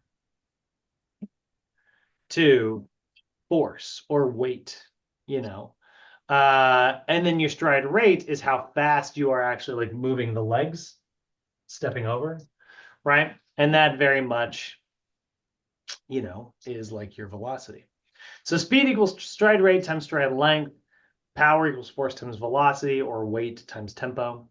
But don't forget, just by improving one of these things, it's probably they have an inverse relationship, right? They're opposite of each other. The more weight you do, probably the slower your tempo is going to be. The more tempo you have, probably you're only going to be able to do that with lightweight. So they also have these two concepts are important, but they also have an inverse relationship. So I'm going to use some fake numbers here just to kind of drive that point home. But let's look at some basic math here, right? So let's say I got power, my overall power output, and it's going to be 4 times 6. So I've got 4 units of force and 6 units of velocity, giving me a total power output of 24, right? Now, let's say I want to increase my force output. Take that to 5. All right, that's pretty good, but what if it costs me velocity, right? So that's going to take that a little bit lower, right? We'll say 5 times 5. Overall, I actually did get better power output there, you know? Same thing would be true if I switch the other one around. If I add, add to my, velocity, let's say 3, now I really like lowered my force, times, we'll say 7 is my velocity. I really got to amp it up, right? That's only going to give me 21. So I added too much to one category and sometimes take away from the other one. Sometimes it helps, adding more weight actually gave me more full overall power output here, but it cost me here. So instead, what we probably want to do is train for both of these things individually. You know what I mean? I might, instead of doing that, I might go power equals, I'm going to keep my force at 4, sorry, actually, no, sorry, I need my other 2 examples. So what I'm going to do is I'm probably going to train for these 2 things separately and put them in one workout, right? So 5 times, 5, yeah, I lost, speed output here, but I gained it back by doing way more in my other one. If I pair these 2 together, that average is going to be better, right? That's going to be an average of 5 plus, it's going to be, let's see, 8 times, and then 5 plus 7, that's going to be an average of 6, right? So by putting those 2 things together, right, I'm getting way more power output, right? So if I train for both of them, right? So now I have like an exercise that's primarily like, a little heavier, maybe if I'm trying to work on my speed, I might do like, dragging a weight sled, put it around the belt, sprint, that weight sled slowing me down so I can't turn my feet over as fast, but I'm really pushing really hard into the ground in order to propel forward. I lost speed, but I gained power output. And then afterwards, I might do something where I sprint downhill, and that hill's helping me run faster. My feet are turning over really quickly. But because gravity is assisting me, I'm not really working against gravity here. I'm actually like, working with it. So my power output's actually, or my force output's a little bit lower. But if I do both those things on the same workout, neurologically, I've worked on stride length and stride rate. And so the average of both of those things put together comes out as way higher power output in the end. So those are just like made up numbers here. You can see sometimes adding to one can be beneficial, but it takes away from the other. And sometimes your average goes up, sometimes it goes down. So you don't just want to train in one way. Same thing is true of like plyometrics, right? Or just working on like the concept of power. I talk to people all the time who are trying to like learn how to dunk a basketball for the first time. They'll jump and they'll jump and they'll jump and they'll jump. But it's like you gotta also get that like high force output. Do some heavy squats. It's gonna have a big impact. Or think about like one of the reasons why trail running is so good. Not only is it good like metabolically, just because you're varying how hard you're working at different times mid-run, but it's also really good because going uphill is working on your force output. Going downhill is working on your stride rate. Both components of speed, making you faster. So stride rate is how quickly you're taking steps. Stride length is how much distance. This is like velocity. This is like force. And then you want to make sure you're also in a good position. So we have front and backside mechanics. Front side mechanics are your front leg. Backside mechanics are your back leg. In a good run, the front leg is in triple flexion. So you're in hip flexion, knee flexion, and ankle dorsiflexion. And your back leg is in triple extension. hip extension, knee extension, plantar flexion. So if you're dysfunctional in any of those flexions or extensions, we noticed that maybe in our posture analysis, overhead squat, something like that, that could tell us, hey, probably need to work on these things. You know, that's going to be what makes you faster. Let's do an overhead squat. Oh, excessive hip flexion. Let's loosen that up a little bit so we can get better at hip extension. Fix that anterior pelvic tilt. All of a sudden, their running mechanics look a lot better, you know. So there is a posture component to this as well. So speed, by definition, right? We can see here's our kinetic chain checkpoints we're looking at. You know, your foot and ankle complex should be in a neutral position, dorsiflexed, right?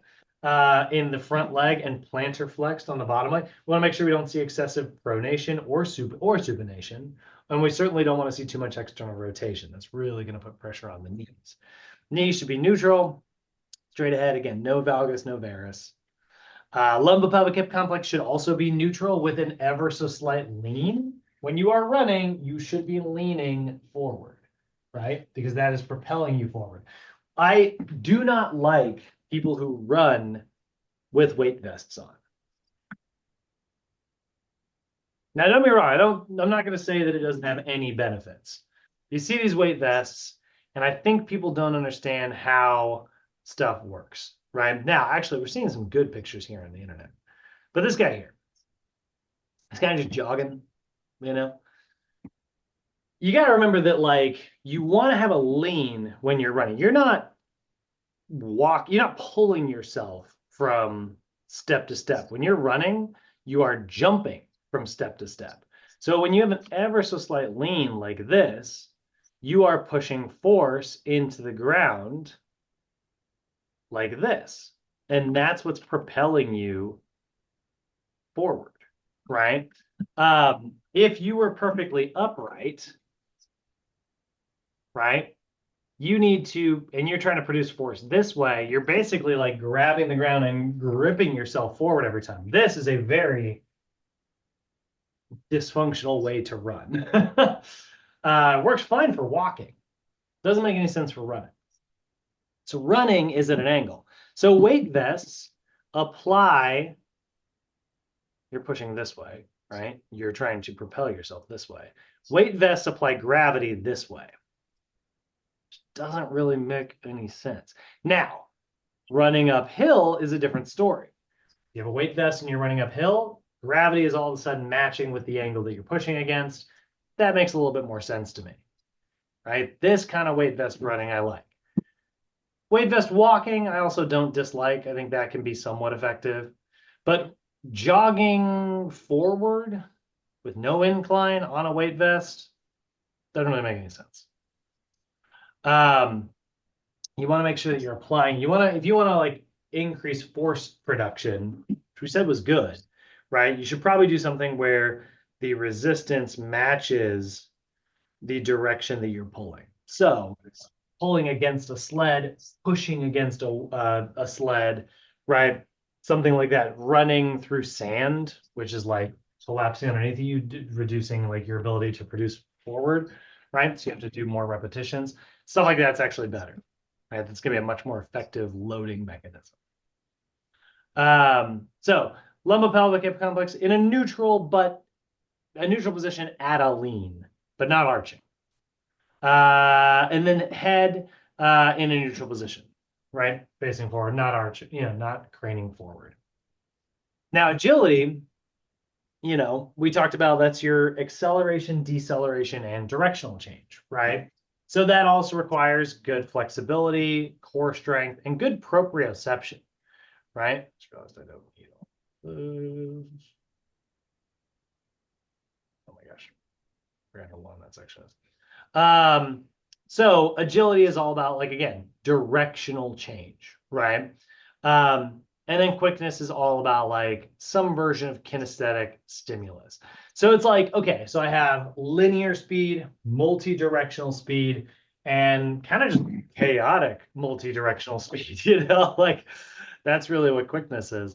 So SAQ training is great because it's fun, it's unique, it's a really great way to throw some like good variety into your sessions. Clients love it.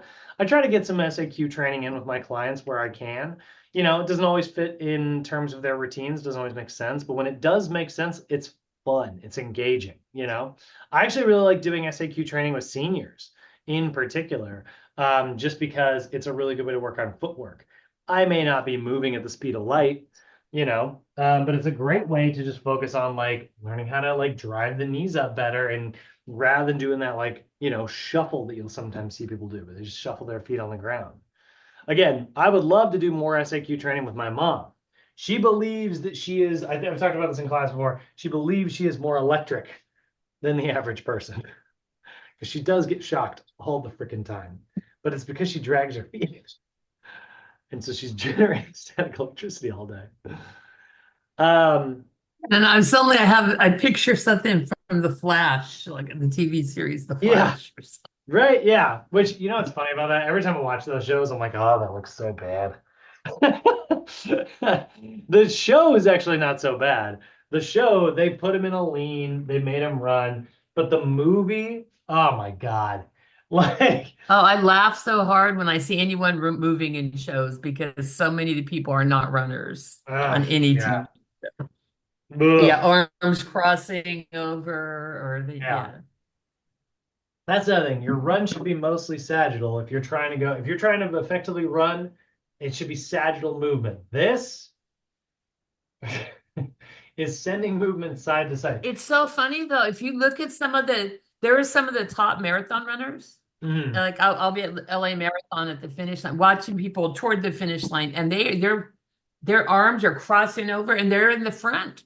And so Yeah. who's going to fix that? Who's going to tell them, you could be faster if you didn't Well, do that? my favorite runner of all time, his name is Emil Zatopek. He was the ugliest runner you've ever seen, apparently. Like, and yeah, but it's sometimes, yeah, that's where just, it's not.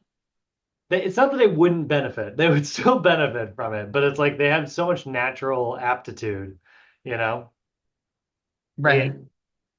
So we can do it with youths. You're probably going to use slightly lower acute variables. You can see these numbers are a little lower.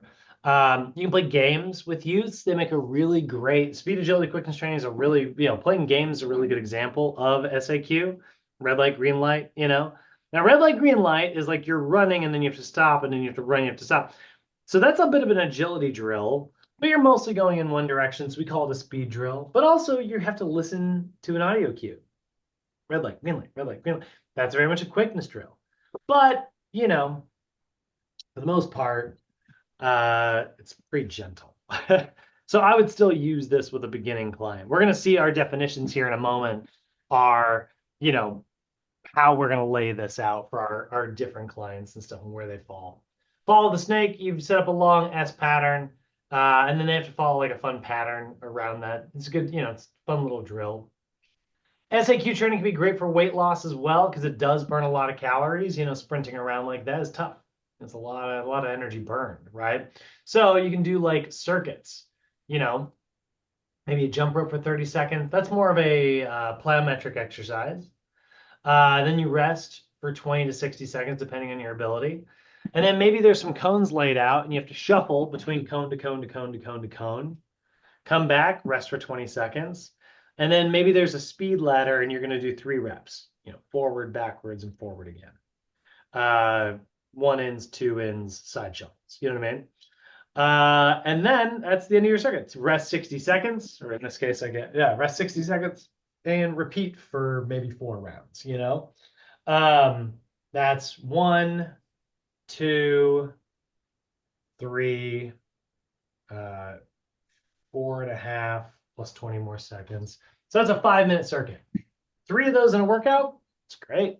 Burn lots of calories, Only took 15 minutes of your workout too. So I like to use SAQ stuff as a fun finisher. You can use it as a warm-up as well. The way NASM has it laid out, skill development is preceding resistance. Personally, I like to use it as a finisher. I think it's more fun. It's like a cherry on top, finishes the workout, Or you can get really into, you can do more intense one. This is like a much more intense drill, 5-10-5 drill, sprint 5 yards, sprint 10 yards, sprint 5 more yards. That's tough. Modified box drill, that's the one where they're going to touch cones, but they don't know which one's which. 1, 2, 3, 4. You're going to send them in a random order. Do that for 30 seconds. By the end of it, you're pretty wiped out. Partner mirror drill, they have to follow and try to keep up with you or try to lose you, and you're going to try to keep up with them, right? Yeah, that's going to get you. So very agility, very quickness based, right? This one's a little more running, very linear, circuit 1. Circuit 2 is a little bit more like shorter, more explosive. I'd say it's a lot more advanced. So it's a great way to burn a lot of calories. It's a great type 2 muscle activation circuit, you know? So circuit trainings are fun. They're a good way to throw stuff in. For kids, these work really well, these circuits here, you know? Because they're so young. They don't have a lot of type 2 muscle. They're probably not moving explosively enough to risk injury. Older adults, you're probably going to focus more on speed ladders and stepping over obstacles. You know, so you set up like a 10 to 15 yard line, cones, hurdles, and things like that they have to walk over. You know, things that mirror everyday life. You know, again, I would still do SAQ training with seniors. It's not going to be as explosive as it would be with an NFL athlete, you know, but it's them learning how to move and yeah, move through a life with obstacles, you know, moving boxes or yeah, if you saw the other side of this door, escape room components, you know, I feel like all day I'm moving around my house like, you know, or a stand-up figure 8, right? Put a couple cones, they stand up out of a chair, go around a figure 8, sit back down into that chair. And they try to make it faster and faster and faster. It's a really good, very simple SAQ. So it's not always on the field. It's not always crazy explosive. There's a lot of ways you can incorporate speed, agility, quickness training with your clients. So how do we do this? Like, is it speed? You know, what when it comes to levels, how do we actually like lay this out? Well, we look at the OPT here. Primarily with clients who are in stabilization, you're going to primarily focus on speed drills. In strength, you're probably going to do a little bit of speed and you can do agility drills.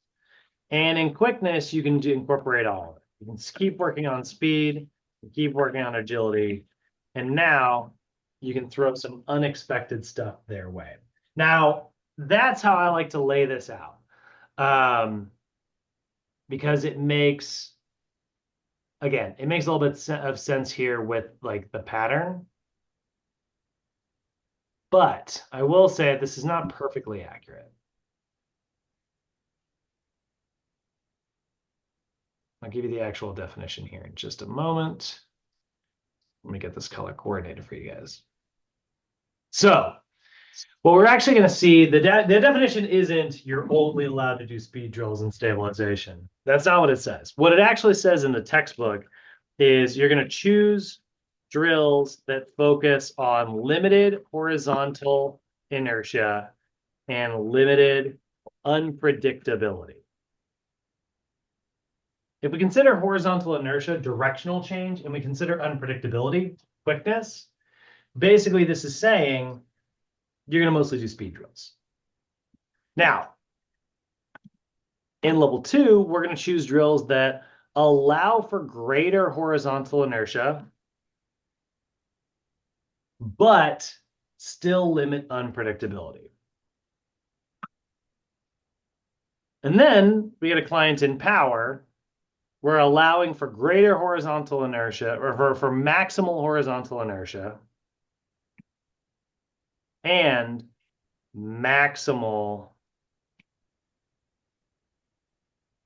unpredictability.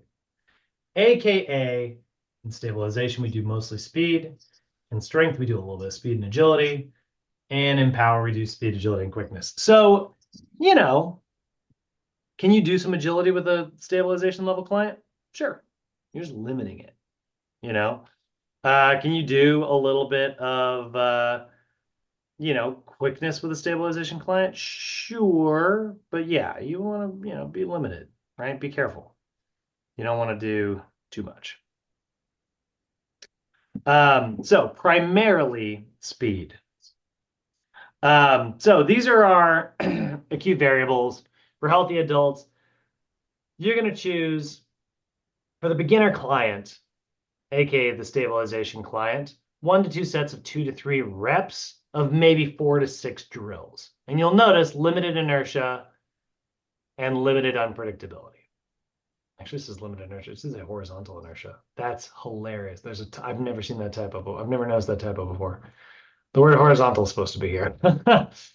So cone stuff that's like really just kind of like running from cone to cone or side shuffling from cone to cone, maybe twisting like karaoke from cone to cone, right? But not tons of direct, maybe back and forth, but not like tons of directional change. Intermediate, yeah, let's do some back and forth, like do some angle stuff, right? And for advanced, it's like let's do some angle stuff, and yeah, let's get some question marks in there, some unpredictability, right? So speed ladders, all of these here, these are all really good examples of speed drills. Speed ladders are really well named. We don't have that stupid problem that we sometimes have where the names don't make sense. Speed ladders, probably a speed drill. Even this one, like see this here, this is the zigzag. Sure, there's some directional change there. It's a zigzag, but it's not like a ton of directional change. You're still mostly moving in one direction. So every speed ladder drill is a good speed drill. A lot of cone drills can also be speed drills, but for the most part, cones are a really good way to mark strong directional changes. 5-10-5s, modified box, T-drills, all of these, right? I will say, I think the modified box drill really belongs in quickness because you don't know which cone to go to, so that's unpredictable. But you can see it's obviously got a lot of directional change that still makes sense in agility. I just think the audio cue, in my opinion, that's very quickness based. A regular box drill, right angle turns. A left drill, see, there's another one. I kind of think of a left drill as more of a speed thing, but it is. I mean, look, that's a 180-degree turn. That's directional change, but it's over 10 yards, and it's 7 reps. So the distance you're traveling, the further you travel, the less intense something is going to get. That's why a marathon is hard, very not intense. 100-meter dash is very intense, but I would argue less hard than a marathon. But it's intensity is like it's in a short period of time. So I think a left drill, it's not that intense. I kind of think of this as more of a speed drill. Yes, there's directional change, but you're really working on your speed. But again, this is just me kind of arguing. And they don't have any examples of quickness on here, but quickness would be like every time you do your cone, you get to a cone, maybe you have to catch something and drop it, right? Hand-eye coordination stuff. Or like the modified box drill is a really good example, in my opinion, because yeah, it involves unpredictable audio cues, right? And visual cues like cone 1, cone 4, cone 3, cone 1, cone 3, cone 4, cone 2. You don't know, right? So you just have to respond to it. Or you ever see like here is a good example of a game that involves like quickness, but is mostly, very speed based.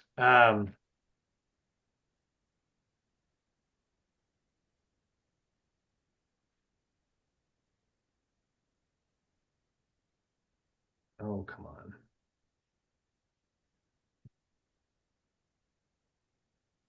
I don't know if I need somebody playing it. So here's like a fun little workout. So you have to run and you place your thing. Those are both somewhat red. That's horrible. I guess it's pink and red. So they have to run. They're planning to play together. So like whoever gets there first does have a bit of an advantage. They're trying to win tic-tac-toe, but they're like, where do I go?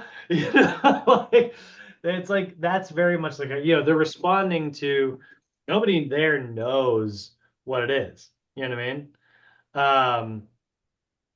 It's a fun little game, they're running, so I'd say that's a speed drill. They're stopping, so there's some agility involved. They have to slow down and stop, and then they have to like use their brain and be like, throw it there, change body position. So that makes it a very good quickness drill. So but it's not like the hardest quickness in the world. They're not at risk of like getting hit in the face. And it's also not the hardest agility drill in the world. They're just speeding up and stopping and then speeding up again the other way. So I would call that mostly a speed drill, but there's obviously an agility and quickness component. So again, we see the little bit of wiggle room in the language here. Limited horizontal inertia doesn't mean zero. Limited unpredictability doesn't have to mean zero. But primarily, speed for level 1 clients, speed and agility for level 2 clients, speed, agility, and quickness for level 3 clients. So we've got some wiggle room there. Like if you had a brand new client who's doing SAQ for the first time ever, probably mostly just doing speed. You got a client who is relatively more advanced. Maybe they're, new-ish, but maybe they've mastered speed. Yeah, let's throw in some agility, Really advanced client, maybe they're in the stabilization level because they just need to cycle back down and get their joints healthy. But, maybe you throw in the occasional quickness exercise. There's wiggle room here, And that is those. Oh, I forgot the video. Hold on. Nope. That's gonna be the end of the recording. So let me kill the recording. Actually, no, wait, I gotta be organized about this. Hold on. I'm gonna go to YouTube. Axiom Axiom SAQ.